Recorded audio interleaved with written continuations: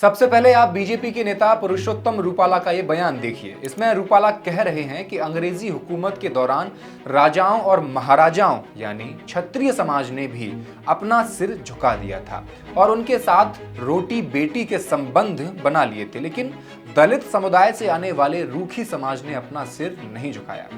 इस बयान के बाद गुजरात में क्षत्रिय समाज के तमाम संगठन केंद्रीय मंत्री पुरुषोत्तम रूपाला के खिलाफ हो गए हैं और बीजेपी को चेतावनी दी है कि वह रूपाला से अपना टिकट वापस ले, वरना चुनाव में उसे गंभीर नतीजे भुगतने होंगे। यहां मैं आपको बता दूं, पुरुषोत्तम रूपाला खुद पाटीदार समुदाय से ताल्लुक रखते हैं। अब यहां बीजेपी के लिए चुनौती ये बन गई है, अगर वो पुरुषोत्तम रूपाला का टिकट काटते हैं तो पाटीदार समाज मुखर हो जाएगा और नहीं काटते हैं तो क्षत्रिय समाज। अब यहाँ सवाल ये बनता है कि पाटीदार समाज गुजरात में बीजेपी का कितनी सीटों पर समीकरण बिगाड़ सकता है और क्षत्रिय समाज कितनी सीटों पर समीकरण बिगाड़ने वाला है। क्या पुरुषोत्तम रूपाला का टिकट बचेगा या कटेगा, और आखिर गुजरात में दलित और क्षत्रिय समाज के बीच ये खाई कितनी गहरी है, चलिए जानते हैं इस वीडियो में। नमस्कार, मैं हूं हेमंत और आप देख रहे हैं मॉलिटिक्स। केंद्रीय मंत्री पुरुषोत्तम रूपाला बीजेपी के वरिष्ठ नेता हैं और लगभग 5 दशक से बीजेपी से जुड़े हुए हैं। वह पार्टी के राष्ट्रीय उपाध्यक्ष और किसान मोर्चा के राष्ट्रीय संयोजक रहे हैं।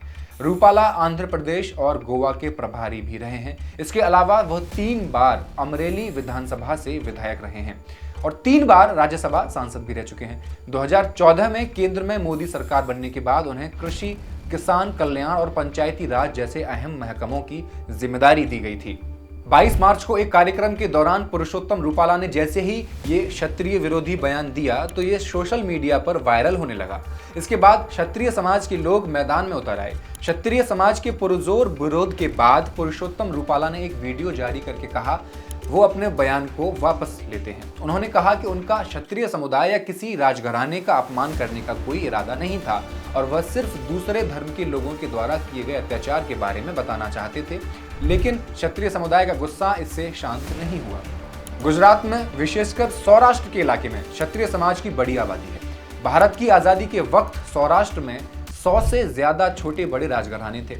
बीते दिनों में क्षत्रिय समुदाय से जुड़े लोगों ने साबरकांठा, सुरेंद्रनगर, जूनागढ़, अहमदाबाद, सूरत और कुछ जगहों पर जोरदार प्रदर्शन किया है। केशोद और राजकोट में रूपाला के पुतले फूके जा चुके हैं। गुजरात के अलावा बाहर भी क्षत्रिय समुदाय ने रूपाला के बयान के खिलाफ जोरदार ढंग से आवाज उठाई है। राजस्थान में बीजेपी से जुड़े क्षत्रिय समाज के नेता राज शेखावत ने एक वीडियो जारी करके कहा कि वह पार्टी के तमाम पदों से इस्तीफा देते हैं। उन्होंने कहा कि बीजेपी के नेतृत्व ने पुरुषोत्तम के खिलाफ कोई कार्यवाही नहीं की है। क्षत्रिय समुदाय के लगातार विरोध के बाद हालात इस कदर खराब हो गए हैं कि भाजपा के प्रदेश अध्यक्ष CR पाटिल को खुद राजकोट आना पड़ा। उन्होंने क्षत्रिय समुदाय के नेताओं के विरोध को शांत करने की कोशिश की, लेकिन समुदाय के नेता चाहते हैं कि बीजेपी पुरुषोत्तम रूपाला से अपना टिकट वापस ले ले। आने वाले दिनों में अगर बीजेपी रूपाला से टिकट वापस नहीं लेती है तो राजकोट में क्षत्रिय समुदाय के नेताओं ने रूपाला के खिलाफ और बड़ा प्रदर्शन करने की योजना बनाई हुई है। क्षत्रिय समुदाय का दावा है कि अगर बीजेपी ने यह फैसला वापस नहीं लिया तो वे गुजरात की 8 सीटों पर निर्णायक भूमिका निभाएंगे। लेकिन अगर रूपाला का टिकट कटने से पाटीदार समुदाय नाराज हुआ तो तब भी बीजेपी को बड़ा नुकसान उठाना पड़ सकता है। सौराष्ट्र, मध्य गुजरात और उत्तरी गुजरात में कड़वा पाटीदार और सौराष्ट्र और दक्षिण गुजरात और मध्य गुजरात में लेउबा पाटीदारों की बड़ी आबादी है। कुछ सीटों पर पाटीदार समाज निर्णायक भूमिका में है। अगर रूपाला को बीजेपी ने हटा दिया तो इसका संदेश पाटीदार समाज के बीच पाटीदार विरोधी जाएगा।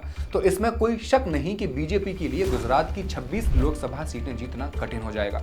वहीं गुजरात में क्षत्रिय समाज की आबादी भी 5% है। ऐसे में सवाल यह है कि क्या बीजेपी क्षत्रिय समुदाय की नाराजगी को नजरअंदाज कर पाएगी। इससे बीजेपी एक ऐसे जाल में फंस गई है जिससे निकलना बीजेपी के लिए आसान नहीं होगा।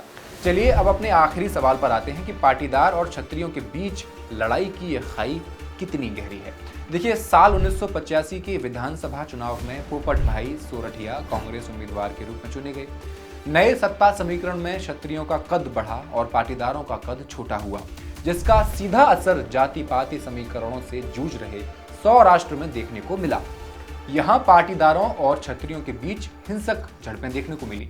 इस दौरान जामनगर जिले की कालावड़ सीट से निर्दलीय विधायक भीमजी भाई पटेल की एसटी बस स्टेशन पर चाकू मारकर हत्या कर दी गई और एक क्षत्रिय युवक को दोषी पाया गया। इसके अलावा भावनगर जिले के चौमल गांव में पटेलों द्वारा 3 गरासियाओं की हत्या कर दी जाती है, जिसका बदला लेने के लिए मानगढ़ में एक अनुष्ठान से लौट रहे पाटीदारों के ट्रैक्टर को निशाना बनाया जाता है, जिसमें 11 पाटीदारों की मौत हो जाती है। इससे पाटीदारों और क्षत्रियों के बीच दूरियां और लगातार बढ़ती गई हैं।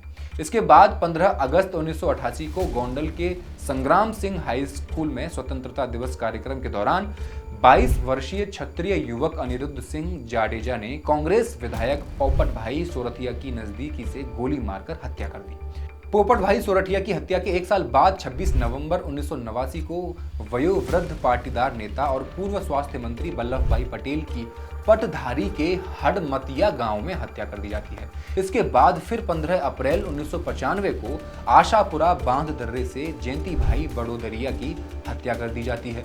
सौराष्ट्र की राजनीति में पाटीदार और क्षत्रिय समुदाय के बीच सालों से शीत युद्ध चल रहा है। आज हालात बदल गए, लेकिन आज भी पुरानी कहानियां लोगों के दिलों में जिंदा हैं। समय के साथ बीजेपी पाटीदार और क्षत्रिय समुदाय को मनाने में सफल रही है और बीजेपी दोनों समुदाय के वोटरों को अपना पारंपरिक वोट बैंक मान रही है।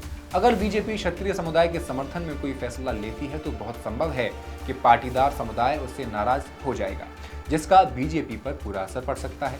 निश्चित रूप से यह एक ओर कुआं और दूसरी ओर खाई वाली स्थिति बन जाती है।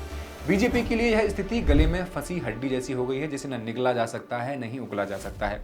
देखना होगा कि बीजेपी इस पर क्या फैसला लेती है। आपको ये वीडियो पसंद आया हो, अपने दोस्तों के साथ शेयर कीजिए और हमारे चैनल मॉलिटिक्स को सब्सक्राइब कर लीजिए। शुक्रिया।